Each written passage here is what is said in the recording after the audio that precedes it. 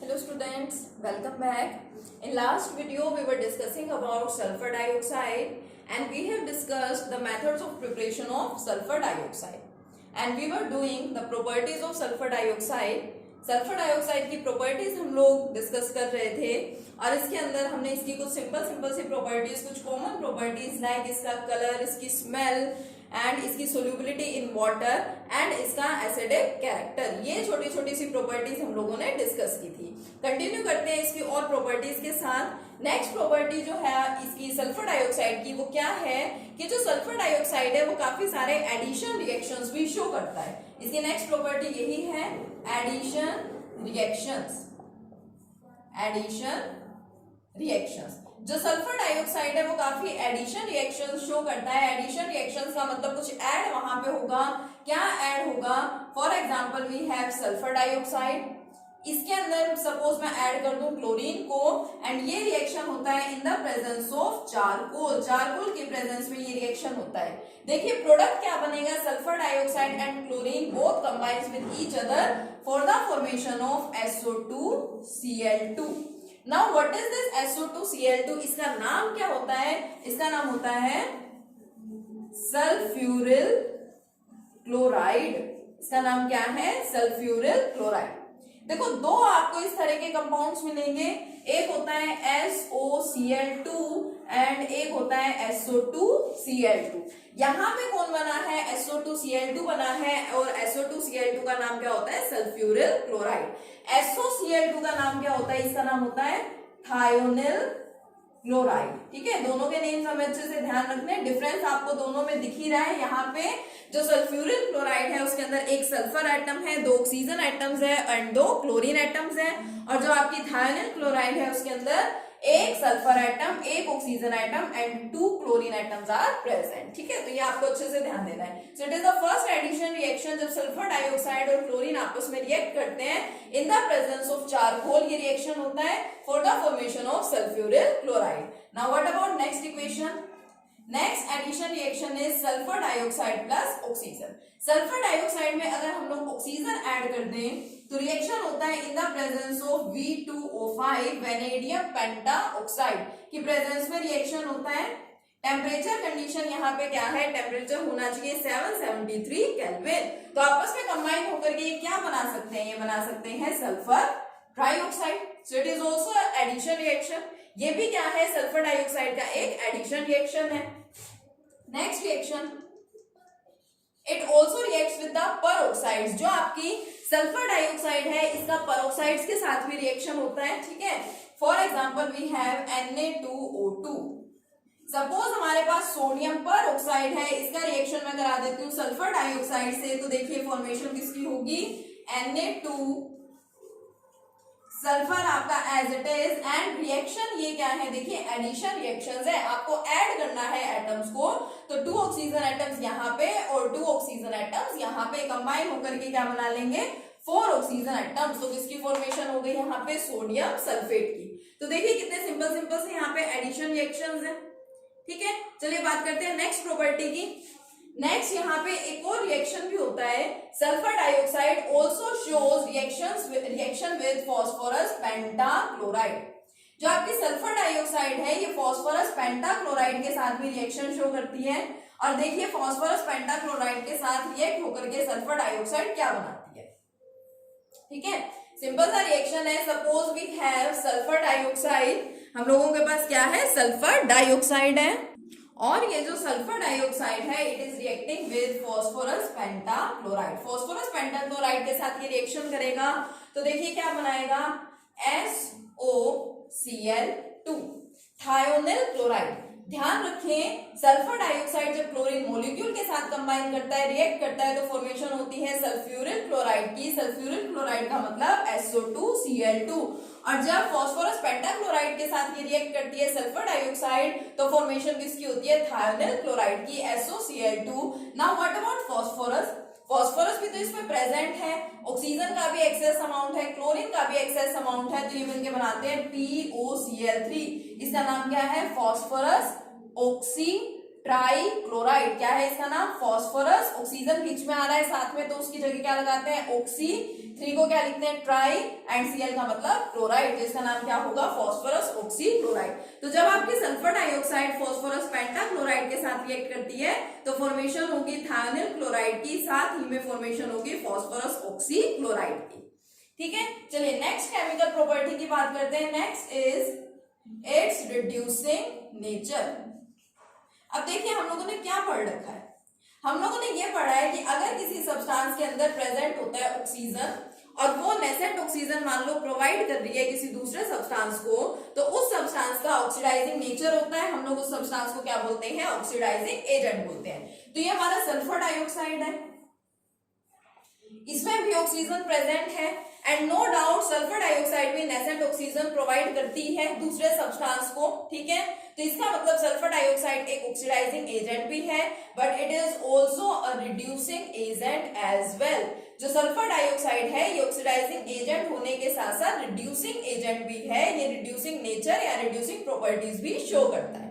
किस तरह से, मॉइस्चर फॉर्म में, मॉइस्ट फॉर्म के अंदर ये इस टाइप की प्रॉपर्टी शो करता है। कैसे कि आपके पास है sulphur dioxide, sulphur dioxide moist form में मॉइस्चर की प्रेजेंस में या फिर यूं बोल दीजिए वाटर की प्रेजेंस में, वाटर के साथ ये कंबाइन करता है, फॉर्मेशन होती है सबसे पहले तो H2SO4 की, प्लस साथ में नेसेंट हाइड्रोजन की यहाँ पे फॉर्मेशन होती है।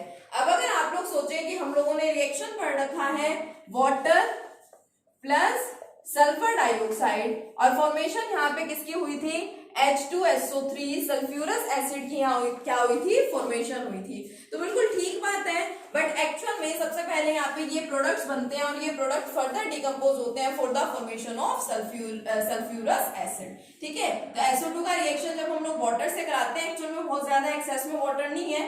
ठीक है, फॉर्मेशन किसकी होती है, sulphuric acid plus nascent hydrogen की। अब इस सब्सटेंस ने क्या किया, this substance provides nascent hydrogen, तो फिर यानी कि जो सल्फर डाइऑक्साइड है वो रिड्यूसिंग प्रॉपर्टीज या रिड्यूसिंग नेचर भी शो करता है। अब अगर इसका रिड्यूसिंग नेचर है तो फिर इसकी क्या क्या हम लोग इसके रिएक्शंस मेंशन कर सकते हैं, या ये किस टाइप का बिहेवियर शो करेगा, कौन कौन सी इक्वेशंस हम लोग यहाँ पे पढ़ सकते हैं। तो सबसे फर्स्ट सिंपलेस्ट पॉइंट क्या है कि इट रिड्यूसेस हैलोजेंस। वो क्या करता है, वो हैलोजेंस को रिड्यूस कर देता है। It reduces halogens into halogen acids. अभी जो मैंने लिखा है उससे आपको पता चल गया होगा कि ये हैलोजेंस को हैलोजन एसिड्स में रिड्यूस करता है, यानी कि कन्वर्ट करा देता है। देखो हैलोजन सपोज हम लोगों के पास क्या है, क्लोरीन, एंड हैलोजन एसिड क्या है, मान लीजिए HCl। तो क्लोरीन अगर हाइड्रोजन के साथ रिएक्ट करेगा तभी तो HCl की फॉर्मेशन होगी, यानी मुझे यहाँ पे क्लोरीन का रिएक्शन किसी ऐसे सब्सटेंस के साथ कराना पड़ेगा जो यहाँ पे नेसेंट हाइड्रोजन क्लोरीन को प्रोवाइड करे और फिर वो कन्वर्ट किसके अंदर हो जाए, हैलोजन एसिड। यहाँ पे हैलोजन एसिड मैंने कौन सी ली है, HCl, हाइड्रोजन क्लोराइड। देखिए क्या होता है, ये हमारा सपोज मैंने हैलोजन ले लिया, यही chlorine plus sulphur dioxide plus water, moisture साथ में रहना है, ध्यान दीजिएगा। ठीक है, अगर कहीं पे एसिडिफाइड आ जाता है तो हम लोग साथ में क्या लगाते हैं, एसिड लगाते हैं, ये तो आपको अच्छे से पता ही है। ओजोन के ऑक्सीडाइजिंग नेचर में भी हम लोगों ने पढ़ा था कि एसिडिफाइड फेरस सल्फेट को फेरिक सल्फेट में ओजोन ऑक्सीडाइज करता है। तो एसिडिफाइड मतलब आपने वहां फेरस सल्फेट के साथ सल्फ्यूरिक एसिड का भी एडिशन यहाँ कराया था, सल्फ्यूरिक एसिड को भी आपने लिया था। ठीक है, सेम यहाँ पे हो जाएगा। अब इसके अंदर तो देखिए कि मैंने एक हैलोजन लिया, sulphur dioxide along with water मैंने लिया। अब देखिए sulphur dioxide and water combine होकर के किसकी फॉर्मेशन करते हैं, sulphuric acid plus nascent hydrogen की। अब जो नेसेंट हाइड्रोजन है, एक्चुअल में ये नेसेंट हाइड्रोजन ही क्या करता है, इस सब्सटेंस के साथ कंबाइन होता है। तो क्लोरीन के साथ जब हाइड्रोजन कंबाइन हो जाएगा तो फिर वो क्या बना लेगा, HCl, हाइड्रोजन क्लोराइड प्लस ये दोनों जब आपस में कंबाइन हो चुके हैं तो सल्फ्यूरिक एसिड भी बनी होगी, तो प्लस साथ में प्रोडक्ट क्या रहता है यहाँ पे, sulphuric acid. So it is your required reaction. ठीक है, ये सिंपल सा रिएक्शन है आपका कि क्या करते हैं, this sulphur dioxide reduces halogens into halogen acids. ये हैलोजन को हैलोजन एसिड के अंदर कन्वर्ट कर देता है। इसी तरह के और भी काफी सारे रिएक्शंस हैं जो आप लोग करके देख सकते हैं। चलिए मैं एक और इंपॉर्टेंट रिएक्शन इसका आपको बताती हूँ। यस देखिए, एक बहुत ज्यादा इंपॉर्टेंट रिएक्शन है जो यहाँ पे सल्फर डाइऑक्साइड की रिड्यूसिंग नेचर का, वो क्या है, that sulphur dioxide converts orange coloured potassium dichromate solution green. जो हमारा पोटेशियम डाइक्रोमेट का सॉल्यूशन होता है, it is an orange coloured solution. Orange colour का ये सॉल्यूशन होता है और ये ऑरेंज कलर के सॉल्यूशन को ग्रीन कलर के अंदर क्या कर देता है, कन्वर्ट कर देता है, यानी कि कुछ रिएक्शन हुआ है। पोटेशियम डाइक्रोमेट हम लोगों को लेना है, पोटेशियम डाइक्रोमेट क्या होता है, K2Cr2O7, it is potassium dichromate, plus साथ में देखो क्या लेना है, जो ये वाला रिएक्शन होता है, this reaction takes place in acidified medium, acid यहाँ पे क्या होती है, प्रेजेंट होती है। तो एसिडिफाइड सॉल्यूशन हमें लेना होता है H2SO4 प्लस सल्फर डाइऑक्साइड की प्रॉपर्टी डिस्कस कर रहे हैं, तो सल्फर डाइऑक्साइड तो लेना ही है, ठीक है। अब प्रोडक्ट देखिए क्या बनेगा, ये जो सब्सटेंस है potassium dichromate, it is orange coloured substance. ये कैसा है, ऑरेंज कलर्ड है, ठीक है, ऑरेंज कलर होता है पोटेशियम डाइक्रोमेट का। अब यहाँ पे देखो प्रोडक्ट क्या बनेंगे, सबसे पहले जो पोटेशियम है, पोटेशियम क्या करेगा, सल्फेट के साथ रिएक्ट करता है और रिएक्ट करके बनाता है K2SO4 पोटेशियम सल्फेट, प्लस साथ में यहाँ पे क्रोमियम भी है, तो क्रोमियम को भी सल्फेट के साथ रिएक्शन करना है, तो ये बना देगा क्रोमियम सल्फेट। क्रोमियम सल्फेट क्या होता है, Cr2SO4 होल थ्राइस। अगर किसी बच्चे को ये फॉर्मूला नहीं पता है क्रोमियम सल्फेट का, तो वो वैलेंसी के बेसिस पे बना भी सकता है, ठीक है। प्लस अब क्योंकि मैंने यहाँ पे क्या ले ली है, एसिड ले ली है, तो फिर वहां पे राइट साइड में प्रोडक्ट्स में फॉर्मेशन किसकी होनी है, वाटर की होनी है। तो सल्फर डाइऑक्साइड पोटेशियम डाइक्रोमेट के ऑरेंज कलर को ग्रीन कलर में कन्वर्ट कर देता है। एक्चुअल में ये जो हमारा ये वाला सब्सटेंस बनता है chromium sulphate, it is green colored substance. This substance is responsible for the occurrence of the green color. ये जो ऑरेंज कलर है आपका ग्रीन कलर के अंदर कन्वर्ट हो गया, किसकी वजह से, due to the presence of chromium sulphate. Green colour का ये आपका सब्सटेंस होता है, ठीक है। तो इस टाइप के छोटे छोटे रिएक्शंस हैं, हम लोग उनको देख सकते हैं। सिमिलरली ये जो आपकी सल्फर डाइऑक्साइड है, ये भी क्या करती है, ब्लीचिंग एक्शन भी शो करती है। जो सल्फर डाइऑक्साइड गैस है, इसका ब्लीचिंग एक्शन भी होता है। ब्लीचिंग एक्शन का मतलब आप सबको पता है कि कलर्ड सब्सटेंस को कलरलेस सब्सटेंस के अंदर क्या कर देना, कन्वर्ट कर देना। ओजोन ने भी क्या किया था, ब्लीचिंग एक्शन शो किया था। जो सल्फर डाइऑक्साइड है वो भी क्या करती है, ब्लीचिंग एक्शन शो करती है। बट सल्फर डाइऑक्साइड का जो ब्लीचिंग एक्शन है, it is due to the presence of nascent hydrogen. Sulphur dioxide के अंदर नेसेंट हाइड्रोजन प्रेजेंट होता है। अब आप देखेंगे कि सल्फर डाइऑक्साइड में तो कौन है, सल्फर है एंड ऑक्सीजन है, तो फिर यहाँ पे हाइड्रोजन कहाँ से आ गया, या फिर नेसेंट हाइड्रोजन की मैं क्यों बात कर रही हूँ। तो अभी मैंने रिएक्शन लिख के दिखाया था, sulphur dioxide plus water, sulphuric acid की फॉर्मेशन हुई थी, but at the same time वहां पे फॉर्मेशन किसकी हो गई थी, नेसेंट हाइड्रोजन की। और एक्चुअल में that nascent hydrogen is responsible for the bleaching action of sulphur dioxide. तो नेक्स्ट प्रॉपर्टी बेटा हमारी यही है, ब्लीचिंग एक्शन। सल्फर डाइऑक्साइड का ब्लीचिंग एक्शन मतलब सल्फर डाइऑक्साइड ब्लीचिंग एजेंट की तरह से क्या करती है, एक्ट करती है, ठीक है। It is due to the presence of nascent hydrogen. Nascent hydrogen की वजह से ये है, ठीक है। यहाँ पे रिप्रेजेंट करने का तरीका वही है आपका, कलर्ड सब्सटेंस, और कलर्ड सब्सटेंस जब कांटेक्ट में आता है नेसेंट हाइड्रोजन के, तो वो कन्वर्ट किस में हो जाएगा, कलरलेस सब्सटेंस में। It gets converted into the colourless substance. यही तो ब्लीचिंग एक्शन होता है कि कलर सब्सटेंस को कलरलेस सब्सटेंस के अंदर कन्वर्ट करवा देना, it is the bleaching action. But ये जो आपकी सल्फर डाइऑक्साइड है, इसका ब्लीचिंग एक्शन जो है वो परमानेंट नहीं होता। हम यूं कह सकते हैं कि bleaching action of sulphur dioxide is temporary, थोड़े से टाइम के लिए होता है। अगर मैंने एक सब्सटेंस लिया, ठीक है, वो कलर्ड सब्सटेंस है, सल्फर डाइऑक्साइड ने उसको किस में कन्वर्ट कर दिया, कलरलेस सब्सटेंस में कन्वर्ट कर दिया। लेकिन अगर मैं इस कलरलेस सब्सटेंस को क्या करूं, it is kept exposed to air, air के एक्सपोजर में मैं इसको रख दूं, तो ये दोबारा से क्या हो जाता है, ऑक्सीडाइज हो जाता है and again gets converted into the coloured substance. तो अगर मान लीजिए सल्फर डाइऑक्साइड का ब्लीचिंग एक्शन परमानेंट होता, तो फिर जो कलर्ड सब्सटेंस है वो कलरलेस सब्सटेंस के अंदर ही कन्वर्ट होता हमेशा के लिए। दोबारा से वहां पे कलरलेस सब्सटेंस कलर्ड सब्सटेंस के अंदर कन्वर्ट नहीं होना चाहिए था। बट जब हम लोग यहाँ पे कलरलेस सब्सटेंस को एयर के एक्सपोजर में रखते हैं, एयर से एक्सपोज कराते हैं, तो वो दोबारा से कन्वर्ट किसमें हो जाता है, कलर्ड सब्सटेंस में। इसका मतलब जो सल्फर डाइऑक्साइड है उसका ब्लीचिंग एक्शन यहाँ पे परमानेंट नहीं है। So we can say that bleaching action of sulphur dioxide is temporary. ठीक है, तो आपको समझ आ गया होगा।